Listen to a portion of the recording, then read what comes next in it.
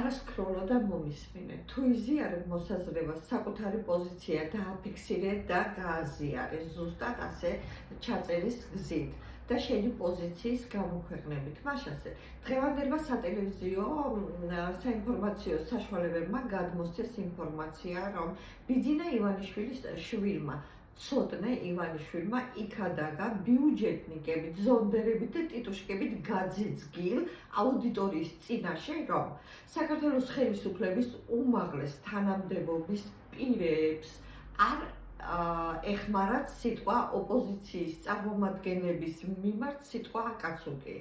მე ჩემის მხრივ გამოვხატავ ჩემ პოზიციას და გაბედულად ვიტყვი იმას, რომ ეს სიტყვა შეიქმნა ბიძინა ივანიშვილის ოჯახში.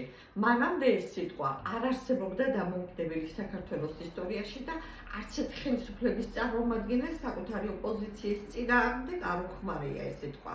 შესაბამისად, ეს სიტყვა პირველად იხმარეს ბიძინა ივანიშვილის მმართველობის პერიოდში, რა თქმა უნდა, ბოლო პერიოდში და მეორედ აქვს დასაბუთებული ვარაუდი იმისა, რომ ეს სიტყვა მისი ოჯახიდან გამოიტანეთ სწორედ იმ უმაღლესმა თანამდებობის პირებმა, რომლებიც ამ თანამდებობაზე ბიძინა ივანიშვილმა დადო, რომლებიცაც მანამდე არანაირი ღირსებები და არანაირი ღირსეული თვისებები არ გააჩნდათ, რის გამოც მათ საკანონმდებლო ან აღმასრულებელი ხელისუფლების უმაღლეს წარმომადგენლებად აირჩევდა და დანიშნევდა საქართველოს მოსახლეობა და შესაბამისად ის 150 დეპუტატი, რომელიც პარლამენტშია და რომელიც 500 დღის განმავლობაში ოპოზიციას აკაცუკებს ეძახის და ხელისუფლების მმართველობის უმაღლესი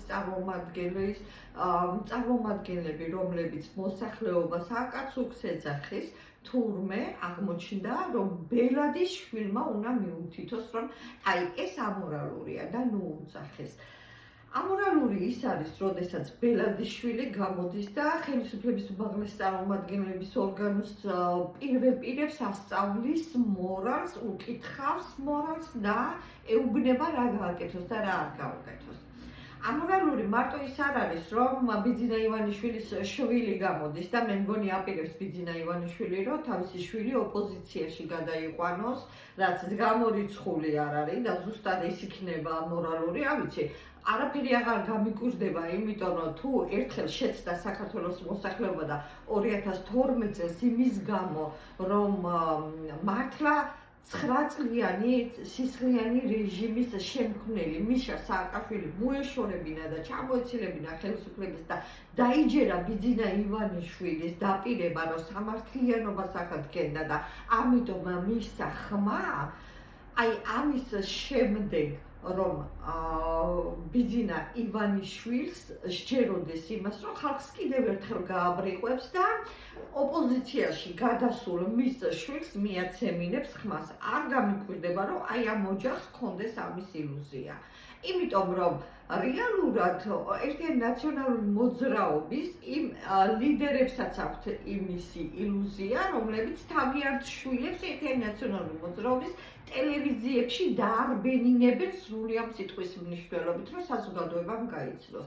მე ერთი პატარა მომენტი მინდა უთხრა, აუხსნა ორივეს, როგორც ოცნების წარმომადგენლებს, ისე ერთიანი ნაციონალური მოძრაობის წარმომადგენლებს. 500 დღეზე მეტია ახალგაზრდები დგანან და აპროტესტებენ 2024 წლის არჩევნების გაყალბებას და ბიძინა ივანიშვილის მიერ ხელისუფლების მითვისებას. ბიძინა ივანიშვილი აი ამ ღირსეულ ადამიანებს აკაცუკებს და უძახებს, თუ რას დაუძახებს, მაპატიეთ და ეს არავის არ აინტერესებს რა.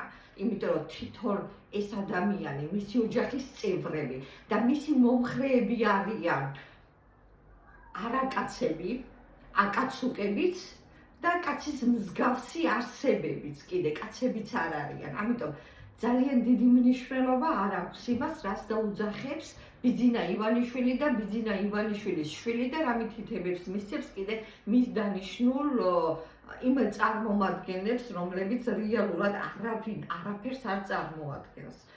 ეხლა მიუთითებს საზოგადოებას ამ ნაწილს იმაზე, რომ საზოგადოებას საქართველოს ყავს ღირსეული ახალგაზრდები, რომლებიც 500 დღეზე მეტია დგანან და პროტესტს გამოთქვავენ მითვისებული ხელისუფლების წინააღმდეგ და ამ ახალგაზრდების მოსაზრებებს ჩვენ ყველანი ვგებულობთ სოციალურ ქსელების მეშვეობით მათი კედლიდან. Am ახალგაზრდებს არ დაადბენინებენ არც ოცნების ტელევიზიებში და არც ერთიანი ნაციონალური მოძრაობის ტელევიზიებში. ჩვენ მეტნაკლებად უყურებთ სოციალურ ქსელებს და ვაკონტროლებთ, ვიზიარებთ იმ ახალგაზრდების და იმ მებრძოლი ოპოზიციონერების მოსაზრებებს და პოზიციებს, რაც მათი კედლიდან გვისმის. ეხლა კი კარგად ბრძანდებოდეთ და სასურველი იქნება, რომ თქვენი პოზიცია დააფიქსიროთ.